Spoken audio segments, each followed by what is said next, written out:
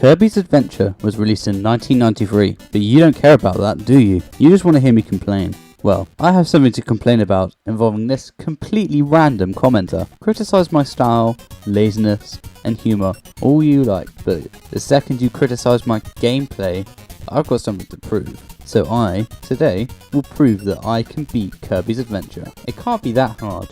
Look how cute he is. Look how cute all the enemies are.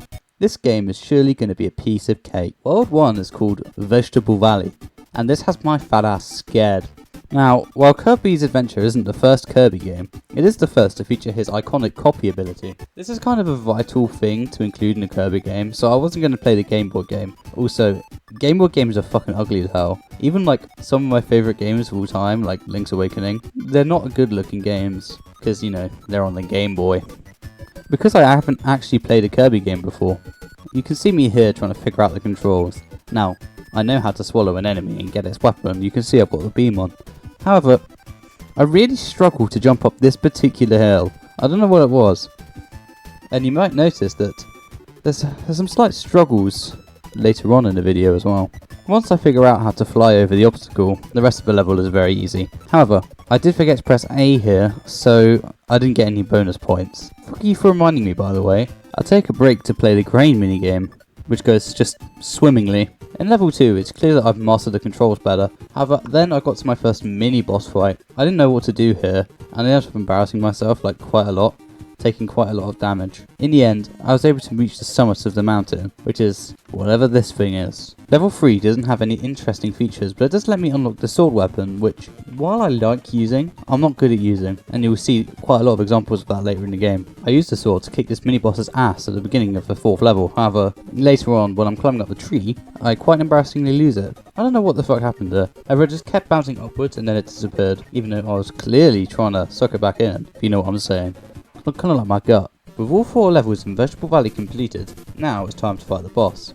And I die. I don't know what the hell is happening here. Even I know what this boss looks like before I played the game, even though I've never actually finished a Kirby game before. Yet I still died because I didn't know what to do. Turns out you're meant to suck in the apple things and spit them back out, rather than using a copy weapon. Although I won eventually, it's getting kind of embarrassing so early into the game that the learning curve isn't red light proof. World 2 is called Ice Cream Island, which is delightful.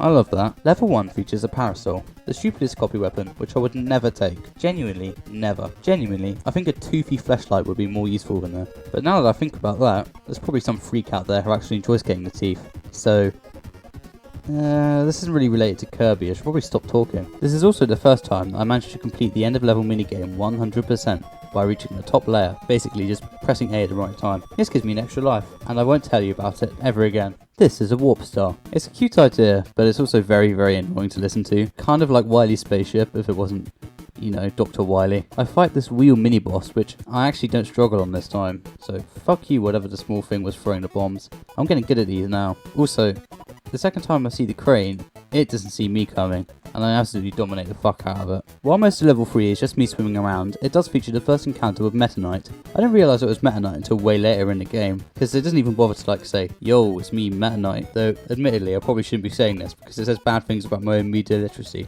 Let's not assume that this suspiciously Meta Knight looking NES sprite was Meta Knight. Now, Smash players hate Meta Knight, and I do too.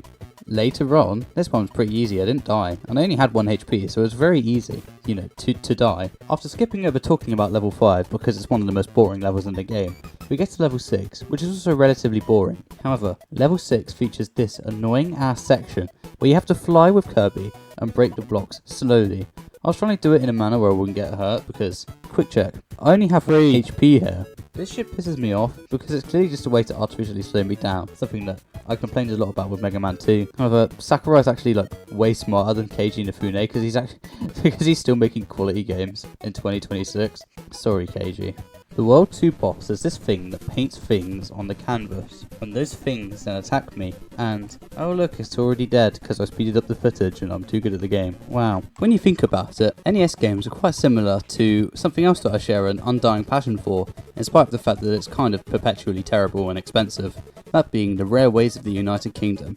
Now, NES games released after 1990 usually have this visual error on the side of the screen where 8 pixels roughly don't load properly, so it's just a big block of colour that makes the game look kind of uglier. Even though some games may have some of the greatest pixel graphic design ever, like Mega Man 6, there's still just the bar, and it's very noticeable. It's specifically noticeable in Kirby as well, because a lot of the time it just doesn't change colour, so you can see it. Sorry for pointing it out, but just have to tell you now. To compare it to the railways, I'm going to use an example of electrification. Now, I'm going to list 3 cities, or towns. I'm going to list 3 settlements in the United Kingdom which have railways running through them. I want you to guess which of these cities has an electrified central station. Swansea, Bristol and Oxford. Swansea is one of the largest cities in Wales. Oxford is one of the most important university cities, and Bristol is one of the historically most important cities in the UK, still remaining one of the largest today. So out of Swansea, Oxford and Bristol, which do you think has an electrified central station? If you answered none of them, you would be right. In fact, Welsh electrification is so poor, it doesn't run past Cardiff. Admittedly, Cardiff is more important than Swansea, but Swansea is still one of the most important cities in Wales. It should have electrification. Everywhere should have electrification.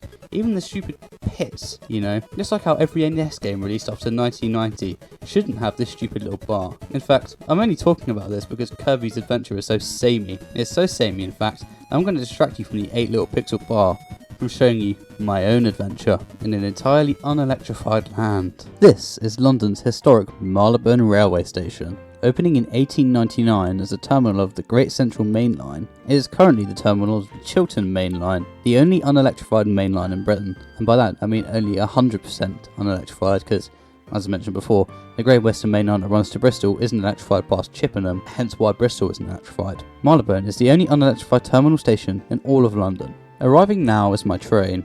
This is a Class 165 diesel multiple unit known as a Networker Turbo. These things are fucking ancient. They were made in the 1990s. Their seats are very uncomfortable. They squeal throughout the journey like they're about to fall apart.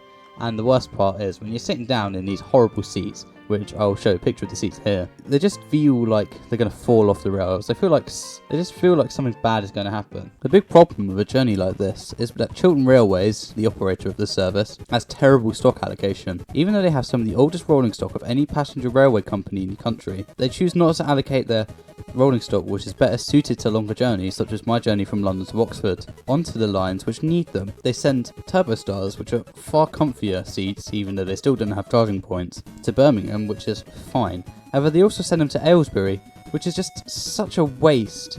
Well, considering Aylesbury is the commuter route, 1, why isn't it electrified? And 2, why aren't they sending these obviously commuter trains up there? Why are they sending this shitbox which can't go past 75 miles an hour, which is how fast most people drive on the M40 anyway, up Chiltern Main Line all the way to Bicester and then back down to Oxford, a journey which takes nearly an hour and a half. It just doesn't make sense. Now, to stop me from falling asleep, I'm going to go back to Kirby, and we're gonna talk about the towns that I visited later on, because I had a much better experience in those. Red Light's Adventure is much more of a fun game than it sounds, I promise. The boss in World 3 caused me a world of hurt. I don't know what the hell was happening, it just took me ages to beat it. I genuinely think there's at least 20 minutes out of this video that got cut out just on this stupid boss. Bear in mind, there's only 7 main worlds in the game. This fight took me roughly 10% of the time that this raw footage was rolling. The raw footage is about 3 hours long. I did beat it eventually, but it took so many attempts of just trial and error. It's actually kind of embarrassing to think about. I'm not even halfway through the game yet. World 4 is called Grape Garden. Ooh, I'm so scared. Fruit. I'm so scared. Level 1 is a really nice level and really scenic until you get close to the end, because guess what? Look, it's another one of these things. Hooray, I love them. Yes, Sakurai, please make me play our game for longer. Please, Sakurai, I need game time. Level 2 reminds me of the Dr. Cossack stages from Mega Man 4. Oops, spoiler alert, it even includes the random optional room where I die. Fight this guy who throws the bomb again. And then it's just a Mario 3 airship level, or one of the fake airship levels that was on Super Mario Maker back in the day, where people thought, ooh, look, I'll just place some ground on the floor and then I'll make a cool airship level. When in reality, their level was easily skippable because they put a fucking cape or a propeller mushroom at the start. Fucking idiots. Level 3 features this mini boss. It can pick me up. Anyway, it's safe to say I died a couple of times here, and you probably will too.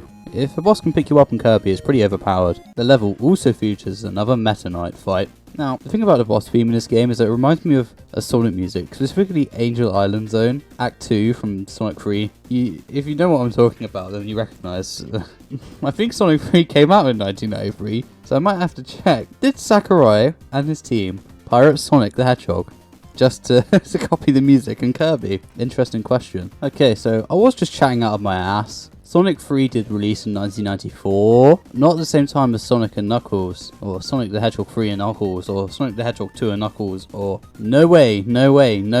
But yeah, Sakurai was actually on this, so maybe Michael Jackson was just like geeking off that fucking Sakurai bong, I don't know. There isn't much left for me to talk about in World 4, other than this horrible, evil boss fight. A smelly boss fight. Something smelly that smells smelly. Basically, it chases you up into the arena. I didn't realise that until about my 6th attempt, and by the time I got there, I didn't know how to fight it in the arena. So I died a few more times before finally defeating it after about 15 minutes. Again, about a 10th of my gameplay time spent on one boss. Cheers Kirby, cheers Sakurai, cheers Michael Jackson, cheers Dr. Beaching, fuck everybody, fuck all of you. Anyway, Yogurt Yards. Now look, as much as I'm sure you would love to watch me die repeatedly in all of these levels because I suck at the game, doesn't mean I can't beat the game, it just means I can't beat the levels. Now, like I said, you probably want to watch me suck and die, however, we're gonna cut back to my favourite story. It's Red Light's Adventure, guys. Fuck Kirby. I just said that. Come on, you know you want to watch Red Light's Adventure in Banbury, right? To get to Banbury, I had to go on this Voyager train, which stinks of urine, and the seatbacks are about as hard as me, mate. Get up. The town is like relatively ordinary. I'm not actually going to talk about it too much.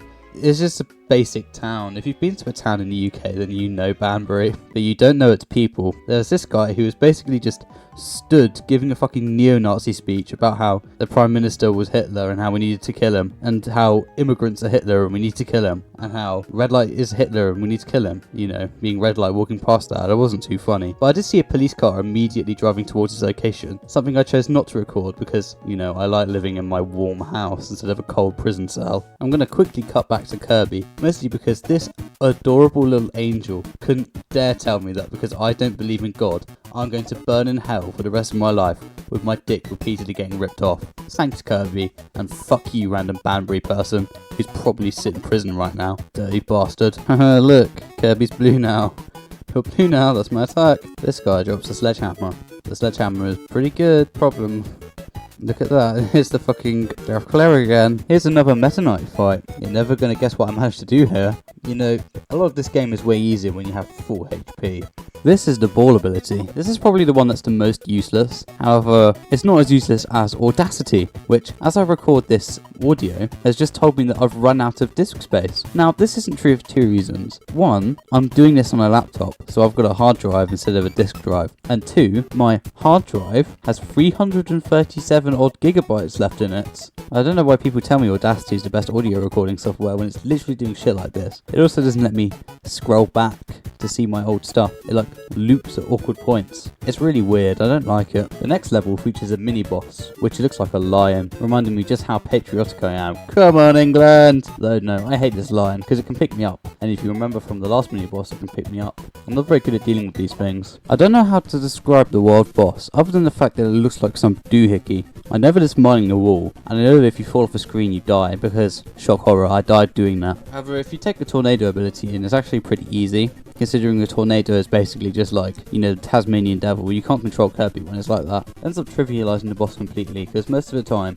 Kirby just stays in the air instead of, you know, accidentally falling off the screen like I'm prone to doing. World 6 is called Orange Ocean. Now, I know something that's orange and I fucking hate him. So, it's not looking very good for this set of levels, I'm gonna be honest. And true for its name, the first level features swimming. Now, just like most games on the NES, swimming is a massive pain in the ass because it was the style at the time. But does it make the game any better? No, it doesn't. I hate swimming in this game. I hate swimming in most games, to be fair. The only game where the swimming isn't like completely unbearable is Mega Man, and that's just because he like loses gravity in the water. And now that I think about it, Super Mario Odyssey is pretty good for swimming as well, because you can literally become the fish. I mean, come on, man, it doesn't get any easier than that. You know, my same friend who left that video comment earlier, who's actually a completely random guy, though he is my friend, he thinks Super Mario Odyssey is overrated, and I told him some un-YouTube friendly things as a result of bad. And to be fair, I think I was in the right, because how the fuck can you think Super Mario Odyssey is worse than Super Mario 64 or Super Mario Galaxy? Super Mario Galaxy isn't even like that good. It's just good. I'm not saying it's not good, but it's just not that good, you know? Super Mario Odyssey just has everything over it. And Super Mario 64, you know, is the first of its kind.